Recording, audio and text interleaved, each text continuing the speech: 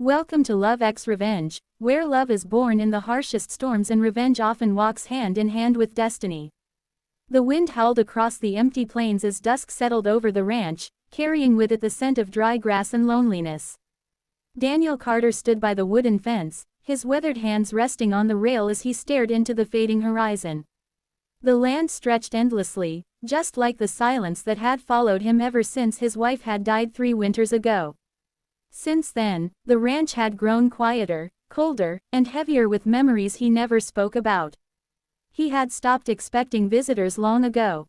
So when the distant sound of hoofs and carriage wheels broke the stillness, Daniel's brow tightened.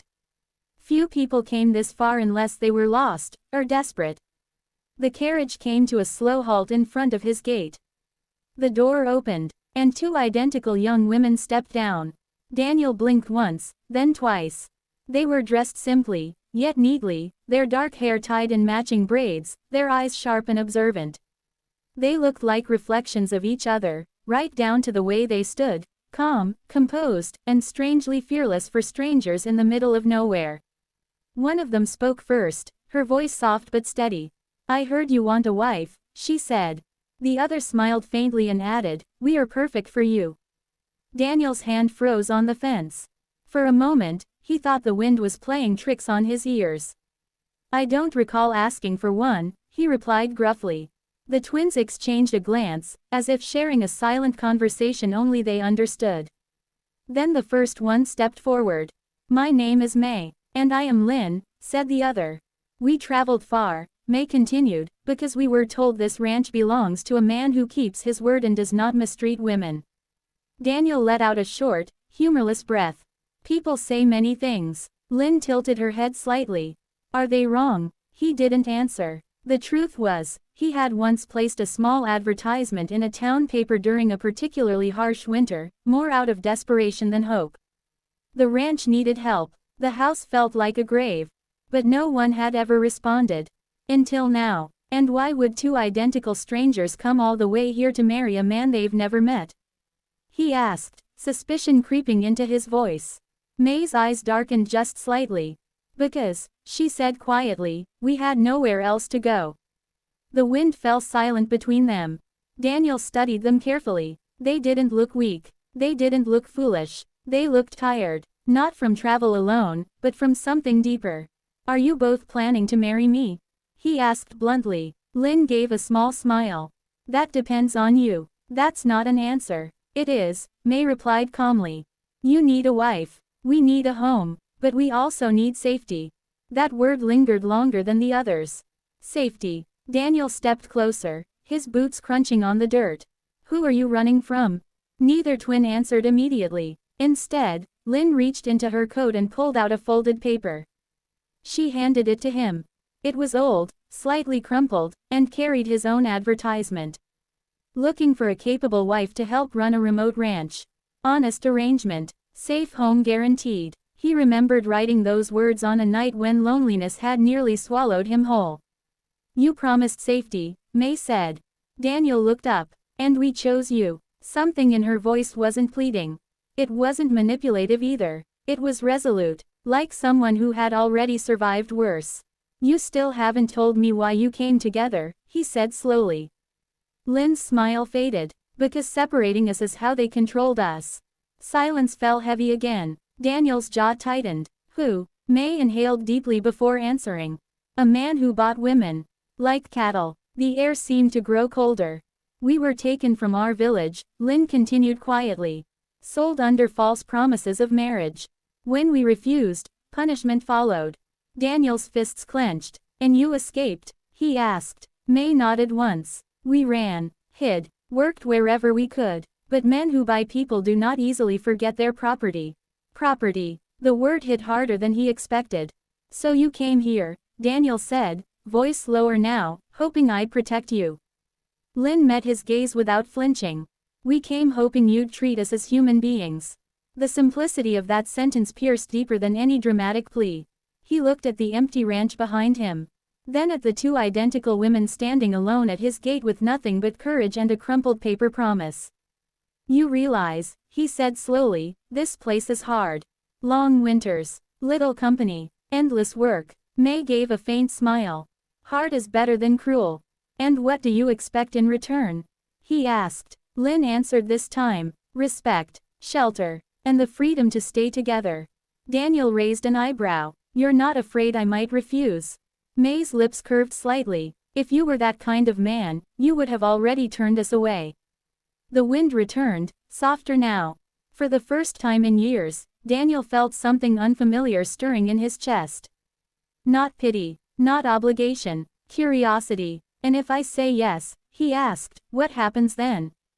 Lynn stepped forward, her voice steady as steel. Then we work, we cook, we help with the ranch. We earn our place. And the marriage part? He pressed. May and Lynn exchanged another glance. Then, together, they said, that depends on who you choose. Daniel stared at them, stunned. You're serious? Lynn nodded. We do not force hearts. May added gently, but we do not leave each other. The honesty in their words was disarming. Night began to fall, and the temperature dropped quickly. Daniel looked at the distant road, then back at the twins. If someone is chasing you, he said, they might come here. May didn't look afraid. They will, she admitted. A long pause stretched between them. Then Daniel opened the gate. You can stay, he said quietly. For the first time, genuine relief flickered across both of their faces. But, he continued firmly, no one owns anyone on this land. Not me, not anyone who steps foot here. Lynn's eyes softened. That is more than we hoped for. Days passed, then weeks. The ranch slowly began to change. Where silence once ruled, laughter now occasionally echoed across the yard. May proved to be remarkably skilled with bookkeeping and repairs, while Lynn handled animals with a calmness that surprised even Daniel. The horses, once restless, grew obedient under her gentle hands. They worked from sunrise to sunset without complaint. And they never left each other's side. Yet something deeper was unfolding. Daniel found himself noticing the small differences between them. May was thoughtful, observant, always watching the horizon as if calculating threats.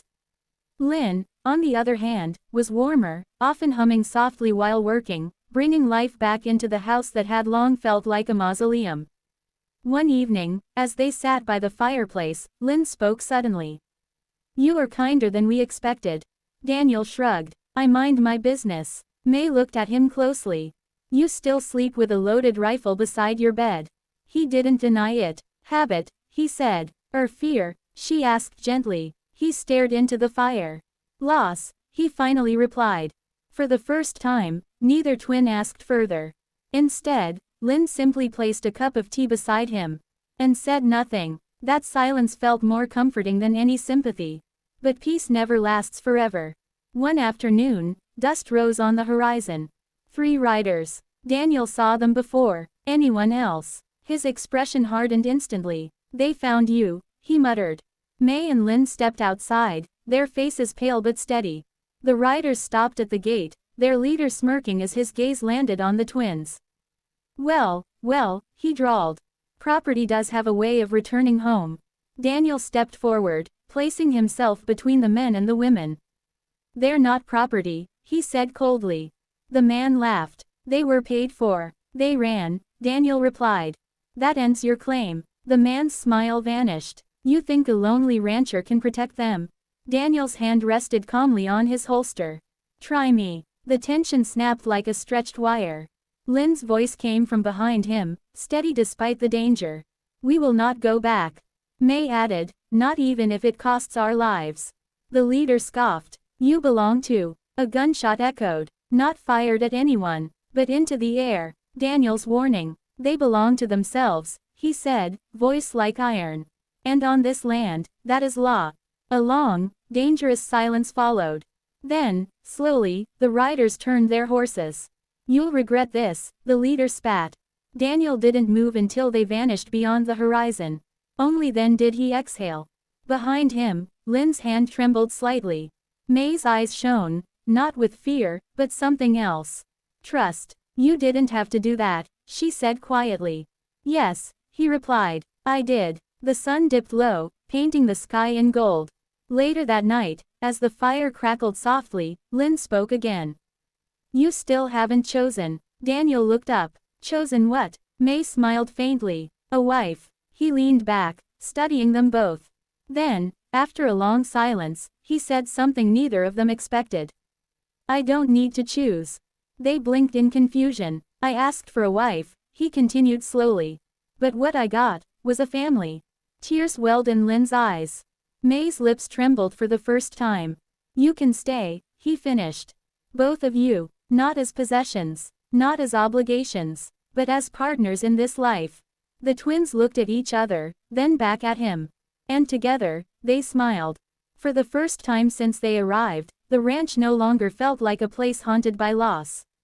It felt like a place where broken pasts found shelter.